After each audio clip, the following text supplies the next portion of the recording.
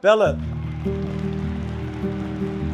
I don't know what you're going through. I don't know what you've been through, but the look on your face told me that you've been through the struggle yourself.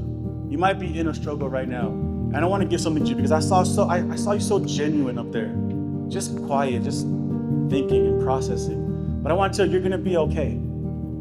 Surround yourself with people like this and you're going to be okay. And I want to give you a gift to remind yourself that you're going to be okay. Can I give you a gift real quick? As long as you have this boxing glove, you got to make me a promise. You're never going to quit. You're never going to give up. You're going to surround yourself with people who want to see you win. And you're going to be okay with not being okay. You're going to go talk to adults, friends, it doesn't matter. You promise me you're not going to give up? I promise. Okay, I would like to give this to you then. Here you go. Give it up for Bella, y'all.